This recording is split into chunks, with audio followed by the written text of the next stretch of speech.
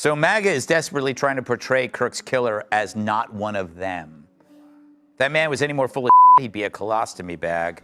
One of the other pieces of good news is that Jimmy Kimmel is no longer on the air, and we're absolutely thrilled. We won't miss him at all. What happens when a late-night loudmouth finally gets shown the door and Greg Gutfeld teams up with Megyn Kelly to roast him like a Thanksgiving turkey left in the oven far too long?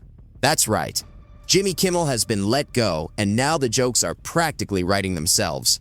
Tonight, we're breaking down the meltdown, the chaos, and the internet reactions as Greg and Megyn tear into him. Grab your popcorn. This is the takedown you didn't see coming but won't be able to stop watching. Knowing the like-minded media won't press you on it. But we will. Hey, Disney shareholders, it may be time to thaw out Walt to put things right. No wonder your 5-year stock price looks like this. Bambi's mom has a brighter future. And frankly, all the liberal tear crying all over X is only making it better. What's the opposite of salt into your wounds? Sugar? I don't know. Balm? It's wonderful to see them upset. Jimmy Kimmel's show has finally been canceled, and it feels less like breaking news and more like a long overdue decision. For a long time, Kimmel has been dragging himself across late-night TV like a worn-out mascot at a kid's birthday party, trying to keep the energy up but clearly past his prime and leaning on jokes that just don't land anymore. Blows over the weekend with the MAGA gang desperately trying to characterize this kid who murdered Charlie Kirk as anything other than one of them and doing everything they can to score political points from it. Jimmy Kimmel was fired because he had bad ratings more than anything else, and he said a horrible thing about a great gentleman known as Charlie Kirk. And Jimmy Kimmel is not a talented person. He had very bad ratings, and they should have fired him a long time ago. So, you can call that free speech or not. He was fired for lack of talent. If you're enjoying the video, make sure to subscribe to the channel and hit the bell icon. Then, just like that, Greg Gutfeld and Megyn Kelly step in to mark the end of Kimmel's run, turning it into a roast that's sharper and funnier than anything he's delivered in years. A little of everything, but it's great. Even in death, Charlie keeps winning debates. The media, this is what's disgusting. Just look at the reaction. The media is trying to make Jimmy Kimmel into their Charlie Kirk. But as if getting fired is the same as getting fired upon. That's what disgusts me, is how they're trying. This is a blatant effort to get the stink off them. The irony is, Jimmy Kimmel wasn't just canceled. He managed to get canceled in the one place where that used to be almost impossible: network late-night television. The same space that let Stephen Colbert turn his monologues into a kind of low-energy routine and gave Seth Meyers plenty of room to coast with a style that rarely breaks out of its comfort zone. Your wounds. Sugar? I don't know. Balm? It's wonderful to see them upset. I'm sorry, but it's like Stephen L. Miller, who's not to be confused with Stephen Miller, the Trump administration senior official. Stephen L. Miller, he's been on the show before. He's very clever. He's a great Twitter follow, and he tweeted out or posted on X, national media being more upset at Jimmy Kimmel losing his show than they are at Charlie Kirk losing his life is kind of proving the point. But Jimmy? Not quite. His performance finally reached a standstill, with even the audience's energy appearing to diminish. Greg Gutfeld immediately targeted Kimmel's ego. Having already beaten him in the ratings, Greg reacted to the cancellation like it was inevitable.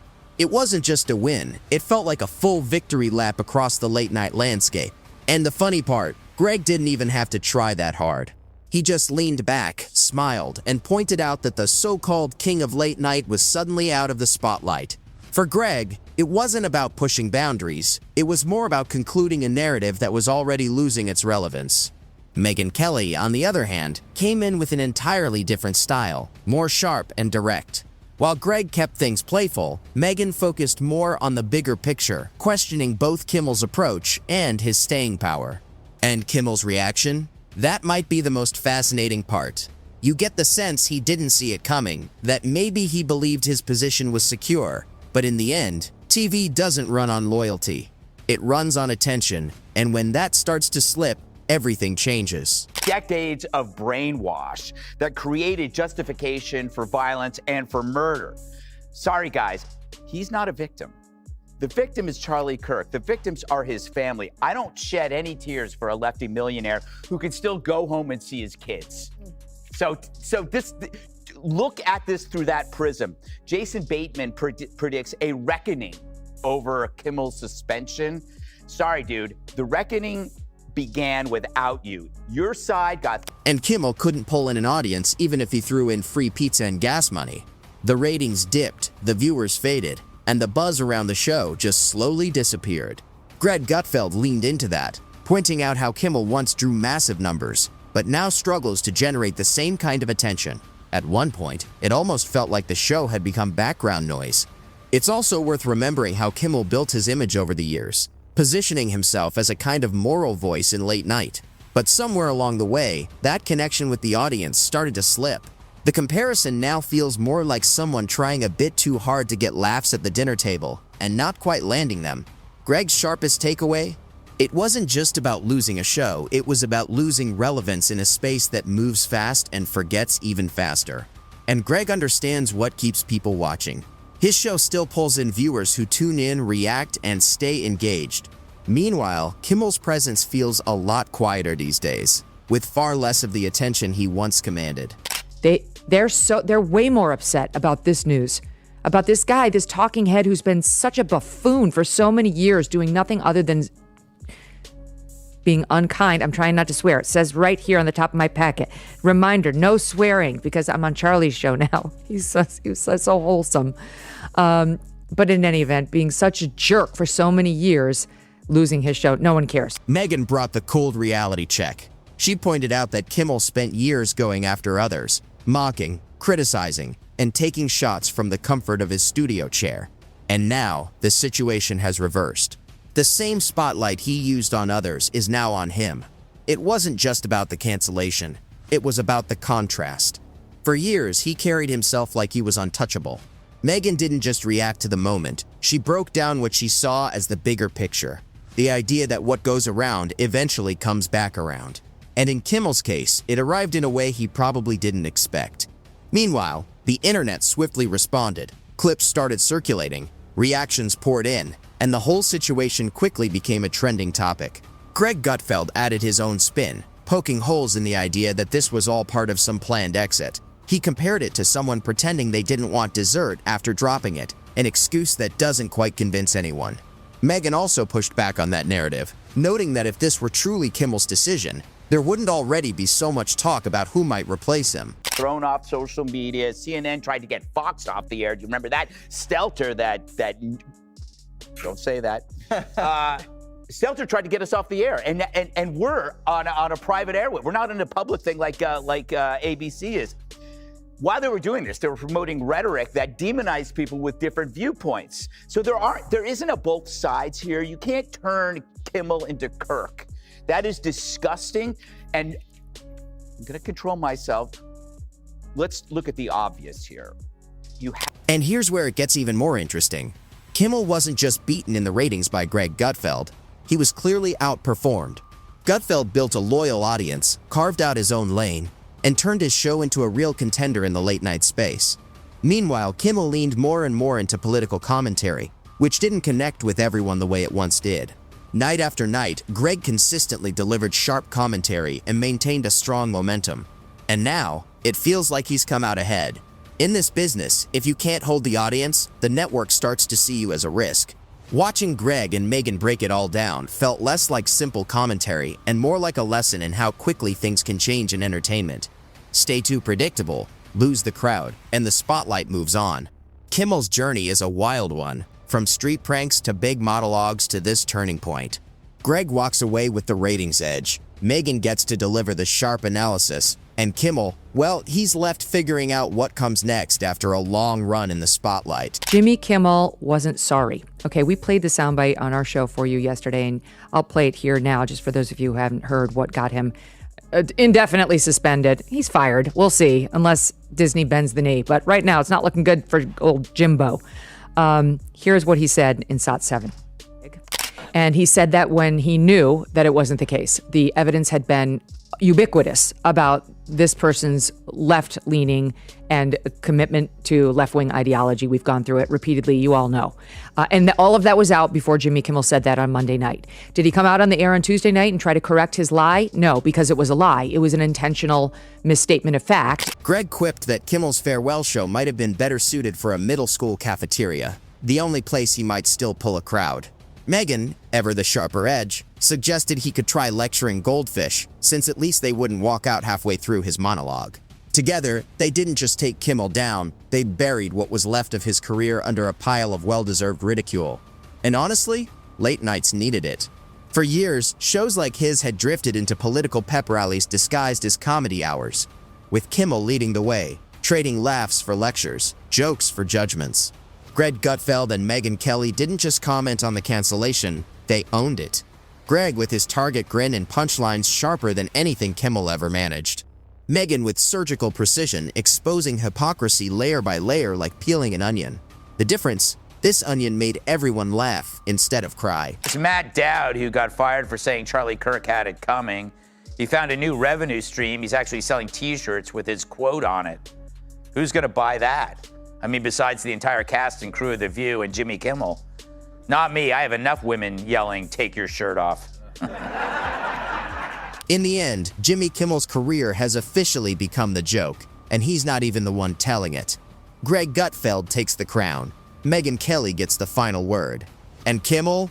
He's left with the unemployment line, a bruised ego, and the permanent title of that late-night host who bored everyone into switching the channel.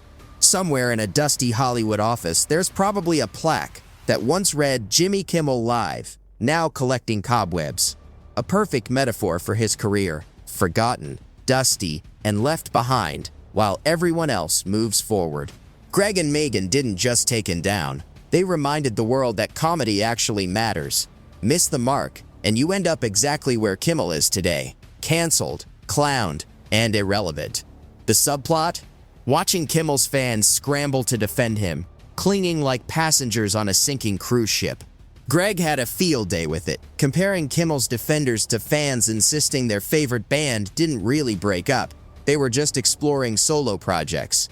Except the tour flopped, the fans disappeared, and the drummer got a real job. You all know what they saw. They saw what we saw. They saw the frail elderly man who needed help getting off the stage. They're just too chicken shit to tell us about it, because they accurately deduced that he could still be the Democratic nominee, and they don't want to ding him up. Maybe you give Barbara a pass. Who gives a damn what this singer saw or says?